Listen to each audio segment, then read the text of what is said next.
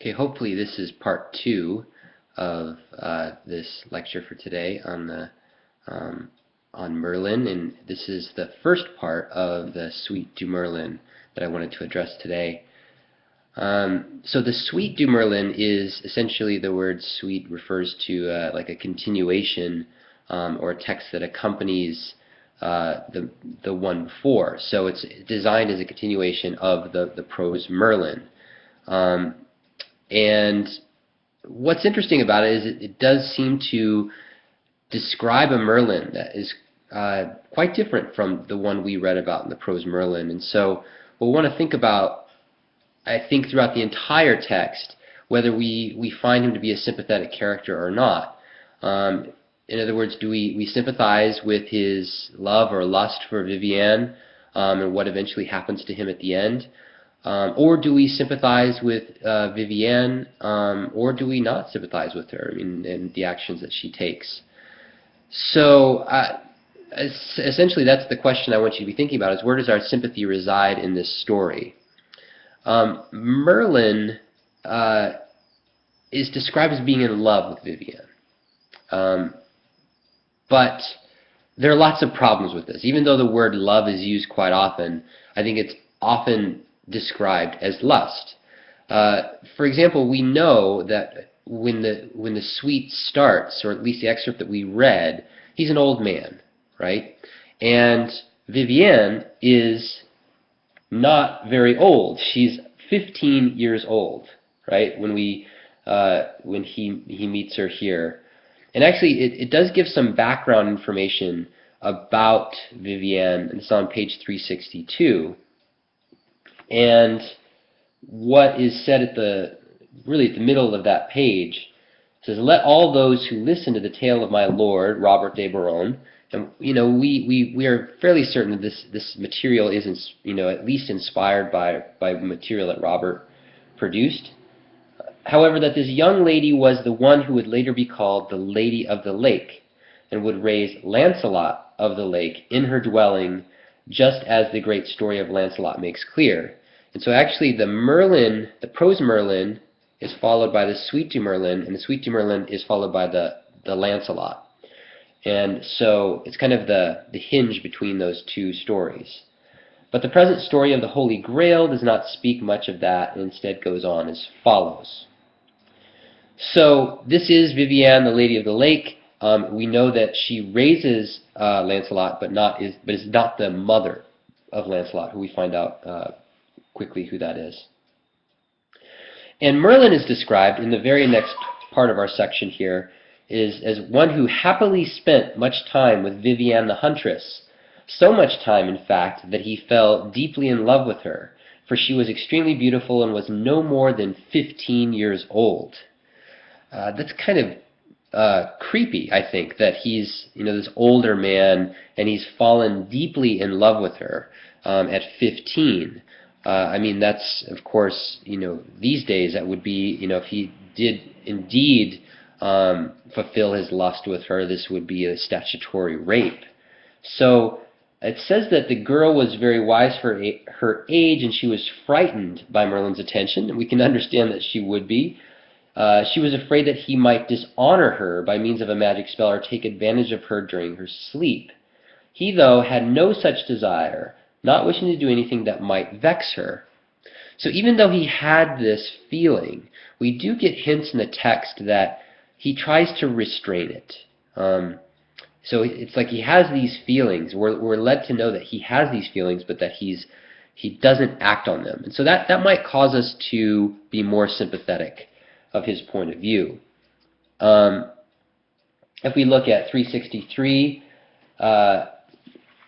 it says that very clearly that and she asked him to take an oath of that he will never do any magic that might displease her. Right? It says at the top of 363, "Since you love me so much," she said, "I want you to swear with your bare hand that you will never do anything, either by magic or otherwise, that you think might displease me." And he took the oath immediately. It says, "So it was that the girl became an intimate of Merlin," right? Although not in the sense that she admitted him to her bed.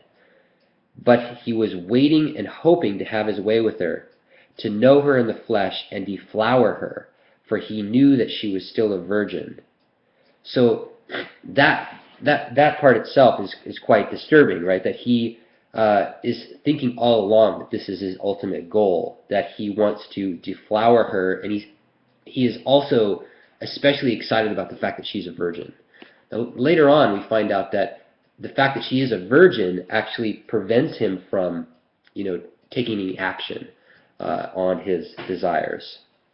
But it is quite creepy, and I think it makes us really question, Merlin's character and whether we should really trust what he's after here.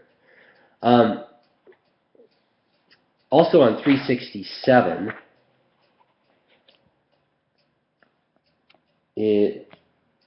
this is after Merlin has built this invisible home for her, or a home that's not visible. It's constructed in such a way that it's not visible to people who don't know that it's there. And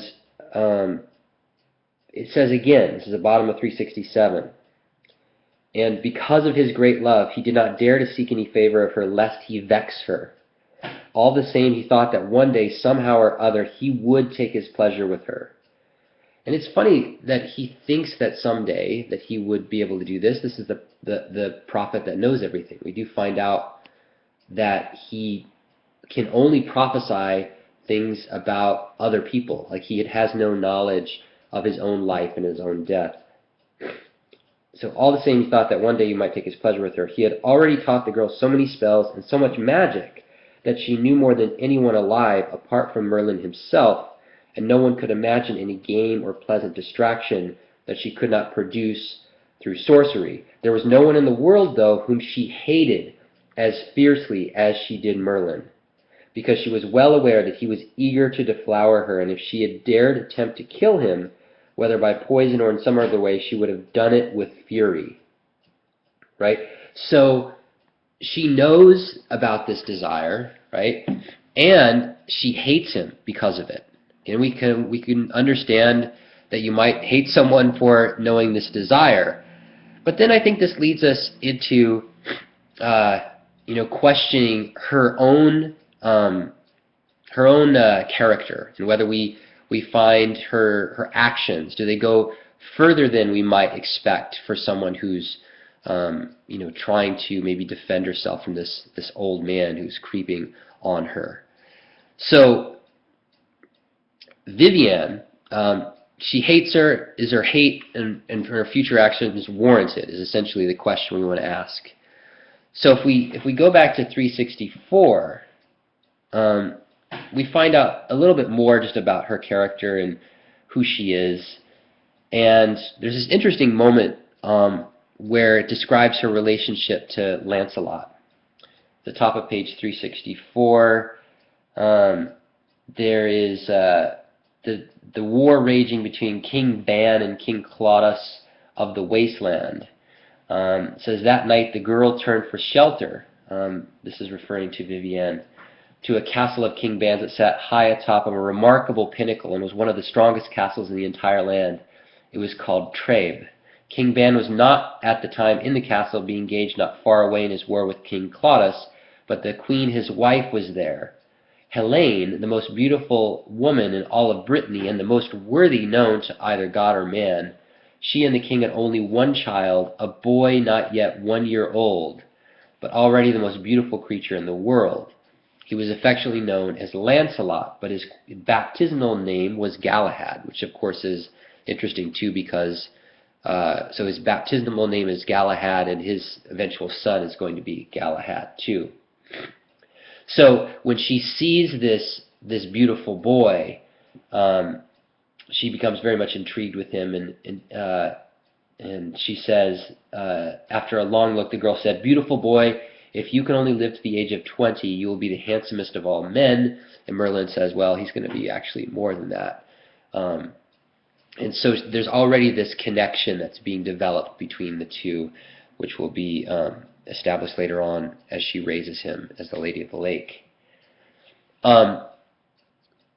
Okay, I think I'm going to stop here, and then the next segment will be about Vivian's hate and whether or not we find it to be warranted.